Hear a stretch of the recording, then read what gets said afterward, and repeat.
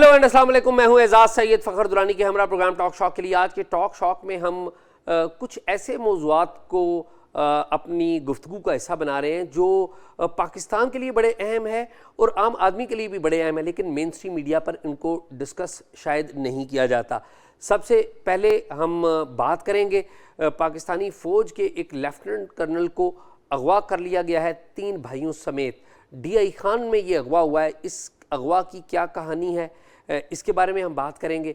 साथ ही साथ हम दूसरे नंबर पर बात करेंगे कि मियाँ वाली जो कि पंजाब का एक बड़ा अहम स्ट्रेटजिक अहमियत का शहर है, वहाँ पर इंटरनेट बंद कर दिया गया है। ये मियाँ वाली में क्या हो रहा है, हम इसके बारे में बात बताएंगे आपको। फ़खर, आप ठीक है? शाह जी, अल्लाह का शुक्र, आप सुनाएं? ठीक है, बस दुआएं। चीज़ें तो बड़ी इंटरेस्टिंग चल रही हैं। बिल्कुल। बलूचिस्तान में आपको पता है बड़े हालात ख़राब हैं। बिल्कुल। प्राइम मिनिस्टर भी प्राइम मिनिस्टर गए हुए हैं शायद। जी, प्राइम मिनिस्टर भी गए हुए हैं।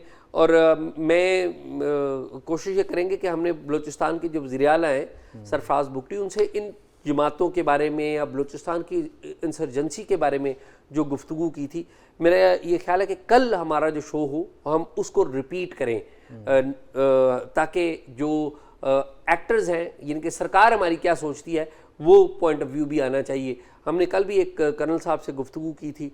हमारी ख्वाहिश है कि बरामदाग बुगटी से मेरी बात हो। मेरी उनसे बात हुई थी, राब्ता हुआ था बरामदाग बुगटी से, लेकिन उन्होंने मुझे कहा कि वो राब्ता करेंगे, अभी तक उनका राब्ता नहीं हुआ।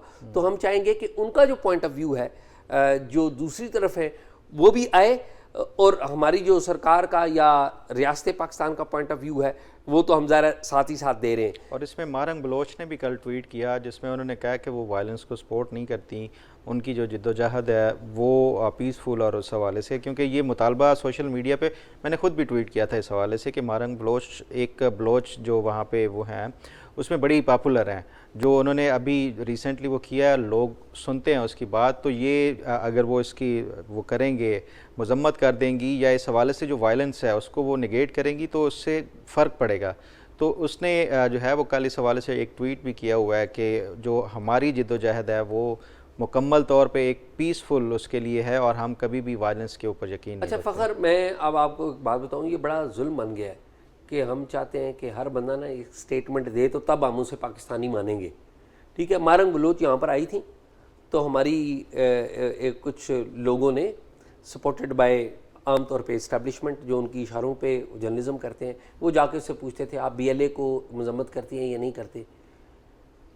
जो मारंग बलोच है, मैं उनकी रिस्पेक्ट करता हूँ कि वो पीसफुल प्रोटेस्ट करने आई हैं। कहाँ पर? इस्लामाबाद में, जहाँ पर पार्लियामेंट है इस्लामाबाद में, जहाँ पे वज़ीर आज़म बैठता है। क्या हमने मारंग बलोच को जवाब दिया पॉजिटिवली? आंसर इज़ नो, मिला भी नहीं कोई। तो ये ज़्यादती हम मेरे ख्याल में करते हैं। Marang Bloch with in the parameters of the constitution of this country वो एक जदोजहद कर रही हैं, और जदोजहद उनकी किसके लिए है? लापता अफराद के लिए है कि लापता अफराद बाजियाब कराएं।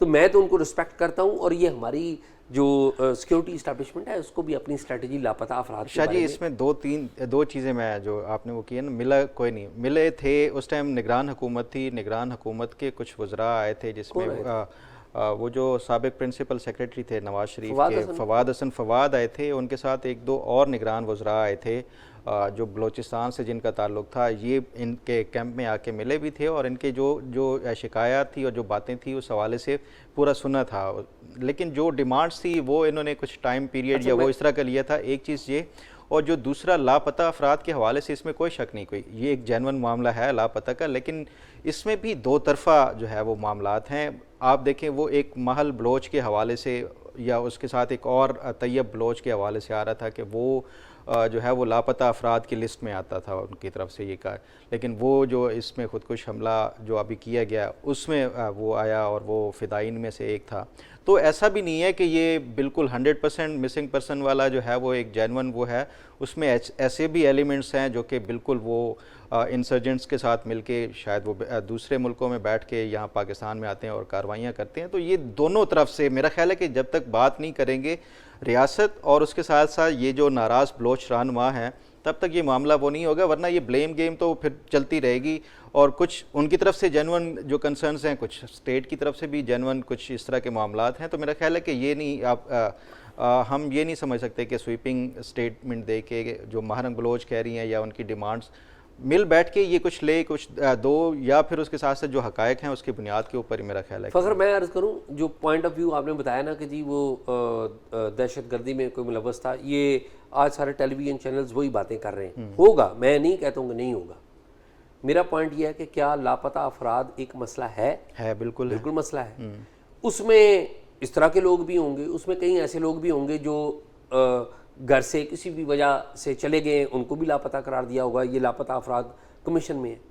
بلوچستان کے لاپتہ افراد کے حوالے سے یا بلوچستان میں جو صورتحال ہے اس کے حوالے سے اسلام آباد ہائی کورٹ نے ایک کمیشن بنایا تھا. اس نے تحقیقات کے رپورٹ دی تھی, وہ ہم نے رپورٹ یہاں پہ ڈسکس کی تھی. یہ ایک ریالٹی ہے. اب ہم کسی ایک آدھ واقعے کے جی وہ سب کچھ نہیں ہے, وہ اس طرح نہیں ہم کہہ سکتے, یہ ریالٹی ہے. خیر اس کے اوپر ہم بات کرتے رہتے ہیں. لاپتہ سے جو ہے نا, مجھے یہ بتائیں وہ کرنل صاحب کے حوالے سے جو ایک آئی خبر, وہ کیا معاملہ ہے؟ اچھا فخر, 28 اگست کو کل شام 2024 کو 28 اگست 2024 کو 6 بجے کے قریب تھانہ کلاچی ہے, کلاچی یہ ڈی آئی خان میں جی تحصیل بھی ہے, اس میں ایک مسجد کے اندر فاتح خوانی ہو رہی تھی. امیر خان ہے, یہ سابق ٹیچر ہے, اس علاقے کے ٹیچر تھے, ان کی ڈیتھ ہو گئی تھی. یہاں پر مسجد کے اندر اچانک لوگ آئے تو وہ 4 افراد کو انہوں نے گن پوائنٹ پہ اغوا کر لیا. ان 4 افراد میں لیفٹیننٹ کرنل ہے, پھر آصف خان اے سی کنٹونمنٹ بورڈ ہے, فہد امیر یہ نادرہ میں کام کرتے ہیں, اور ابرار یہ ہیں, یہ ان کا بھانجے ہیں, جو 3 بھائی ہیں اور ایک بھانجا ہے. جی ایک بھانجا امیر خان کے. امیر خان کے 3 بیٹے ہیں اور ایک بھانجا ہے. اب ان 4 بندوں کو اغوا کر کے وہ لے گئے ہیں. اب صورتحال یہ ہے کہ جو کالعدم تحریک طالبان پاکستان ہے, ان کے ٹیلی گرام جو چینل ہے اس میں اس کی ذمہ داری قبول کی گئی ہے. اچھا ڈی آئی خان کی جو اسٹریٹجک اہمیت ہے نا, وہ بڑی, وہ اس کا ذکر کرنا بڑا اہم ہے کہ سابقہ جو فاٹا تھا اور کے پی کے اور پنجاب, یہ اس کا گیٹ وے ہے, اور بلوچستان بھی زیادہ فاصلے پہ نہیں ہے. ڈی آئی خان کی بڑی اہمیت ہے. اور جتنے بھی ملیٹنٹس ماضی میں ٹریول کرتے رہے نا بندوبستی علاقوں میں, عام طور پہ وہ ڈی آئی خان کا روٹ استعمال کرتے رہے. یہ پشاور کا ہم سمجھیں, پشاور سے زیادہ ڈی آئی خان. آپ کو یاد ہو بے نظیر بھٹو کے قتل کے الزام میں ایک اعتزاز نامی ملزم کو پکڑا گیا تھا. اس ملزم کو بھی ڈی آئی خان میں گرفتار کیا گیا تھا. تو ڈی آئی خان میں بھی شیعہ سنی ایک وہ معاملات بھی ہیں, لارڈ آرڈر کے معاملات ہیں, پسماندہ علاقہ ہے. میں ڈی آئی خان میں رہا ہوں کچھ دن, وہاں پر میں کسی کوریج کے سلسلے میں گیا تھا کچھ عرصہ پہلے. تو ڈی آئی خان پسماندگی کی ایک انتہا ہے. اور پھر لا اینڈ آرڈر کی سچویشن, آج میں ڈی آئی خان میں بات کر رہا تھا اسی سٹوری کے حوالے سے. وہاں پر پولیس نے تمام محکمے کو غیر اعلانیہ طور پر کہہ دیا ہوا ہے, تمام سرکاری لوگوں کو, کہ آپ اپنی سرکاری شناخت نہ دیں, کہ کوئی بھی بندہ اگر سرکار میں کام کرتا ہے وہ اپنی شناخت نہ دے. ڈر کس بات کا ہے کہ ملیٹنٹس آ کے اغوا کر کے لے جائیں گے. پولیس بھی وہاں پر خوفزدہ ہے, وہاں پر سرکاری لوگ ہیں وہ بھی خوفزدہ ہیں, اور عملی طور پر جو راج ہے وہاں پر خوف کا ہے اور کالعدم ٹی ٹی پی کا ہے. یہاں پر 1-2 زوب روڈ ہے ان کی, پھر ایک ان کی گومل یونیورسٹی روڈ ہے, اس طرح کے کچھ اور علاقے ہیں جہاں پر جو عملی طور پر سفر ہے وہ رات کے وقت اس پر پابندی ہے کہ یہاں پر لا اینڈ آرڈر کی سچویشن خراب ہے. تو ڈی آئی خان شہر کی یہ صورتحال ہے, اور ڈی آئی خان ڈویژن ہے پورا, پتہ ہی ہے آپ کو. شاہ جی میں اس کا نا میں خود بھی کیونکہ عینی شاہد ہوں, میں نے سفر کیا تھا یہاں سے اسلام آباد سے کوئٹہ کے لیے بائی روڈ. تو یہ جو آپ کہہ رہے ہیں نا کہ رات کے سفر والا, یوب سے پہلے جب بلوچستان کا بارڈر انٹر ہونے سے پہلے نا ایک جگہ بنی ہوئی ہے, وہاں پہ یہ سارے قافلے رک جاتے تھے. صبح طلوع ہونے کا، سورج طلوع ہونے کا انتظار کیا جاتا تھا، اور اس کے بعد پھر جو ہے یہ قافلے گاڑیوں کے وہ پھر آگے جاتے تھے رات کو ٹریول. یہ بات آپ کی بالکل درست ہے. اور جہاں تک پھر وہ گیٹ وے والی بات ہے نا، جب عمران خان کا یہ ہوا تھا نا لانگ مارچ ہوا تھا 2012-13 میں تھا شاید، ڈرون اٹیکس کے حوالے سے، تو اس ٹائم میں بھی کوریج کے لیے ساتھ گیا تھا. ٹانک سے جو ہے نا یہ انٹر ہوتے ہیں یہ فاٹا، اور اس کا تو بالکل جو ہے ایسا وہ جس طرح آپ کہہ رہے ہیں نا کہ بالکل انڈر ڈیولپڈ سے بھی نچلی سطح پہ یہ سارے علاقے ہیں، تو وہاں سے چیک اس کا بھی کوئی اس طرح کا چیک اینڈ بیلنس یا کوئی وہ نہیں ہے.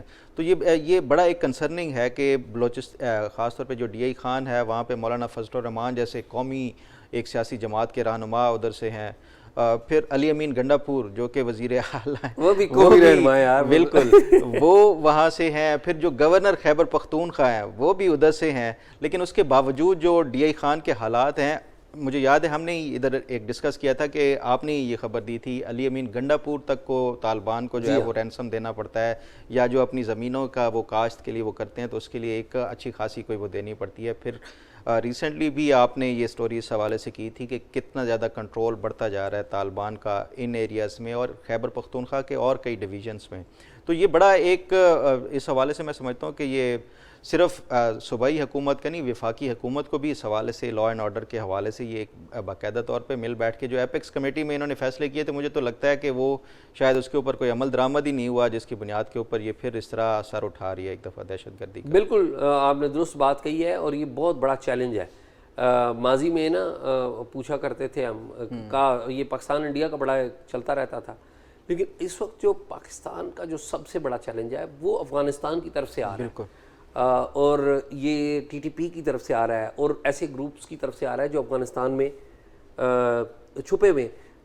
برسبیل تذکرہ آج وہ ترجمان وزارت خارجہ سے ان کی ہفتہ وار بریفنگ تھی، اس کے بعد میں نے ان کا انٹرویو بھی کیا، تو انہیں جب پوچھا گیا کہ افغان حکومت نے ابھی آپ کو پتہ ہے ریسنٹلی بیان دیا کہ ہم ثالثی کرانے کے لیے تیار ہیں، تو ترجمان دفتر خارجہ نے کہا کہ جی ہم پاکستان ٹی ٹی پی سے مذاکرات کا کوئی ارادہ نہیں رکھتا، کیونکہ ہم اگر ان سے مذاکرات کریں گے تو ہم اپنے خون لیجیٹیمائز کریں گے. جی لیجیٹیمائز کریں گے.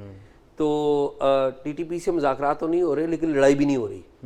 جو لڑائی ہو رہی ہے وہ ٹی ٹی پی کی طرف سے ہی ہو رہی ہے، بندے اغوا ہو رہے ہیں. آج میں کہیں خبر پڑھ رہا تھا کہ شاید پاکستان نے یہ فیصلہ کیا یو این سے کنسلٹ کرنے کا اس حوالے سے، جو ٹی ٹی پی کے خلاف یا جو طالبان ہیں افغانستان کے، ان کے حوالے سے بھی کوئی اس طرح کا. میرے پاس ایسی کوئی نالج تو نہیں ہے، نہ ہی آج فارن آفس کی بریفنگ میں یہ بات ہوئی. آج میں کسی اخبار میں پڑھا ہے میں. البتہ یہ ضرور ہوا ہے کہ جو آپ کو پتہ ہے یو اے ای نے بھی ان کو ایمبیسڈر بلا لیا ہے چین کے پاس، یعنی کہ تسلیم کر لیا ہے. تو یہ ان سے پوچھا تھا کہ کیا آپ بھی کوئی تسلیم کرنے کا ارادہ رکھتے ہیں، تو انہوں نے کہا تھا نہیں، ہم ریجنل اپنے پارٹنر سے مشاورت کریں گے اور پاکستان کے مفاد میں کوئی بھی فیصلہ ہوگا.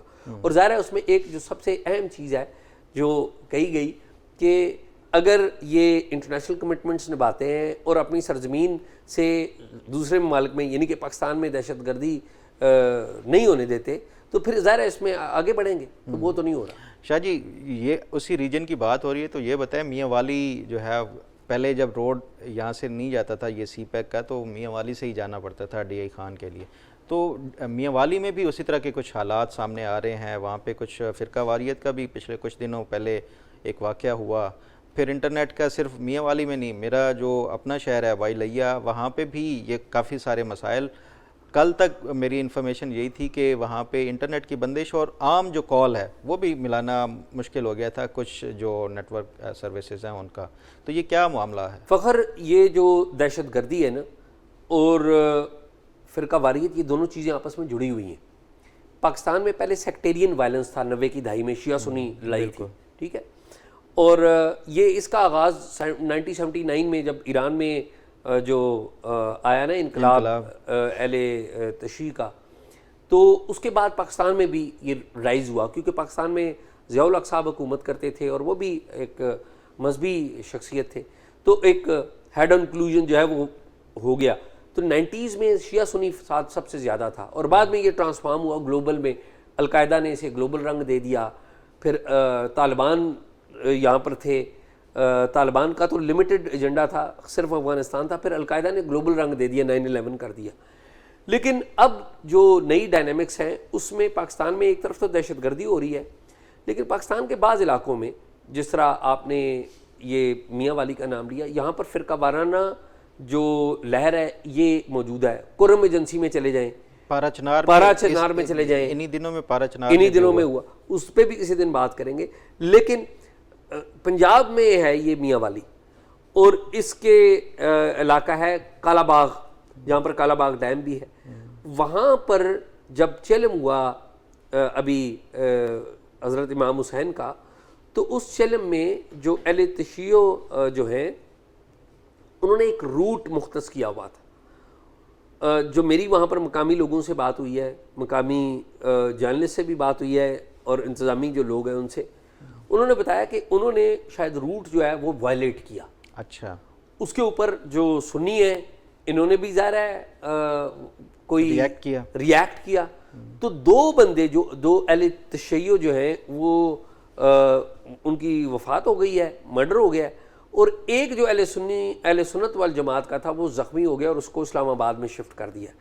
اب وہاں پر ایک نا غیر اعلانیہ قسم کا کرفیو ٹائپ کی سی سچویشن ہے وہاں پر بھی، ابھی بھی وہاں پر انٹرنیٹ نہیں چل رہا، لوگ خوف کا شکار ہیں اور کافی پریشان ہیں لوگ، انتظامیہ بھی پریشان ہے، وہ اپنی جگہ پہ کوشش کر رہے ہیں.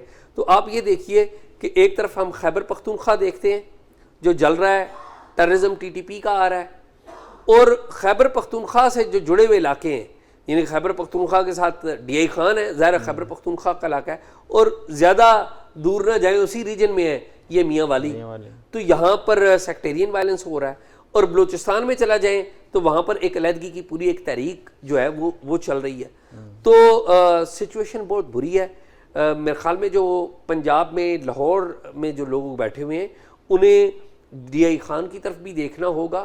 اور یہ جو ہمارے وزیر داخلہ صاحب ہیں محسن نقوی صاحب، میں تو حیران ہوتا ہوں یار یہ کس طرح کے جو بیان دیا انہوں نے جو بیان دیا ہے، میں تو حیران کہ SHO کا معاملہ ہے، یہ SHO کا معاملہ ہے. گزشتہ اتنے ڈیکیڈ سے یہ بات کر رہے ہیں کہ یہ مسئلہ حل نہیں ہو رہا، انتہائی غیر ذمہ اور یہ اتنا غیر ذمہ دارانہ بیان دیا ہے اور کوئی پوچھنے والا نہیں ہے. میں تو بڑا حیران ہو گیا ہوں کہ بلوچستان میں کھڑے ہو گئے اور بلوچستان میں کھڑے ہو کے بیان دینا، آپ کو ڈائنامکس کا ہی نہیں پتا، مطلب اتنا بلیٹل کر رہے ہیں وہ بلوچستان. یہ بڑی غیر ذمہ دارانہ بیان دیا، اور میرے خیال میں ان کی پوچھ پرتیت ہونی چاہیے. یہ کوئی طریقہ یہ کون کرے گا؟ وزیر اعظم تو نہیں کر سکتے. وزیر اعظم کیسے کریں کہ وہ تو اسٹیبلشمنٹ کے خاص ہیں، اور وہ کہتے ہیں، وہ اپنا بتاتے ہیں جی میرا تو وہ آرمی چیف سے بڑا جواب دے ہی نہیں ہے، وہ وزیر اعظم کو کچھ سمجھتے ہی نہیں. اب کیا کیا جائے؟ لیکن ویری سیڈ، میرے خیال میں محسن نقوی صاحب سمجھدار ہیں، ان کو نہیں یہ بیان دینا چاہیے، اور ابھی دے بیٹھے ہیں تو میرے خیال میں بیان اپنا واپس لیں اور کوئی ایسی گفتگو کریں کہ جو ناراض بلوچ ہیں ان کے مرہم رکھی جائے. اچھا شاہ جی، ویسے محسن نقوی کے حوالے سے میں نے یہ دیکھا ہے، جو آبزرو کیا ہے، وہ کسی معاملے کو ان کے اوپر کوئی کریٹیسائز کیا جائے، کوئی جینوئن سوال کیا جائے نا، تو وہ اس کو اپنی انا کا مسئلہ بنا دیتے ہیں. کرکٹ بورڈ کے حوالے سے جو کارکردگی ہے اس حوالے سے بات ہوئی تو انہوں نے اس کو جو ہے مجھے لگتا ہے اپنی انا کا مسئلہ بنا لیا. وزارت داخلہ کے حوالے سے جو کارکردگی سب کے سامنے ہے، جو معاملات، حالات، واقعات ہیں وہ سب کے سامنے ہیں، جو کارکردگی ہے وہ بھی سامنے ہے، اس کو بھی میرا خیال ہے یہ اپنی انا کا مسئلہ بنا کے جو ہے نا، کوئی یہ سمجھتے ہیں کہ شاید یہ بیونڈ اینی جو ہے وہ کویسچن بھی ان سے نہ کیا جائے، اور کوئی اس حوالے سے ان کی جو کارکردگی ہے اس پہ سوال بھی نہ اٹھایا جائے. تو میرا خیال ہے کہ یہ ان کو سوچنا ہوگا، ادروائز یہ میرے خیال میں یہ اصل میں بہت زیادہ یہ آرمی کا نام لیتے ہیں اور آرمی چیف کا براہ راست نام لیتے ہیں کہ ان کے ساتھ تعلق یہ بتاتے ہیں، اس کی وجہ سے ظاہر ہے باقی لوگ بھی پریشان ہوتے ہوں گے. یہ فوج کی بھی بدنامی ہے. بالکل، اگر کوئی بندہ ان کا نام لیتا ہے اور اسی CV پہ یہ نام لکھوا کہ وہ کیبنٹ کا حصہ بنا ہے اور کام نہیں کر رہا، تو یہ میرے خیال میں یہ فوج کے لیے بھی کوئی اچھا شگون نہیں ہے، اور یہ گورنمنٹ کے لیے بھی اچھا شگون ہے. گورنمنٹ کو بھی کچھ چاہیے کہ وہ اسرٹ کریں، اور جہاں پر کوئی وزیر کام نہیں کر رہا اس کی کم از کم پبلکلی پوچھ گچھ تو کریں، لوگوں کو پتہ لگے. اور اس طرح کے وہ بیان دے رہے ہیں اور میڈیا میں کوئی بولنے والا نہیں، کیونکہ وہ TV چینل ایک رن کرتے ہیں. آپ دیکھیں لاہور کے پورے جرنلسٹ اٹھائیں، کوئی ایک بڑے سے بڑے پہلوان جرنلسٹ بیٹھے ہوئے ہیں، بڑے اچھے جرنلسٹ ہیں، کوئی ان کے اوپر کوئی تنقید نہیں کرے گا، کیونکہ TV چینل چلاتے ہیں. بھائی TV چلائیں، بڑے اچھے ہیں، ہمیں اس پہ کوئی اعتراض نہیں. جو کام نہیں کر رہے یا غلط کام کر رہے ہیں ان کے اوپر تو تنقید ان پہ بنے. بالکل. تو یہ بڑی زیادتی ہے میرے خیال میں آ گئی ہے. ناظرین پروگرام آپ نے دیکھا، امید آپ کو پسند آیا ہوگا. پروگرام کے بارے میں رائے دیجیے، اور اگر آپ نے ہمیں کوئی معلومات دینی ہے تو talkshock777@gmail.com پہ دیجیے.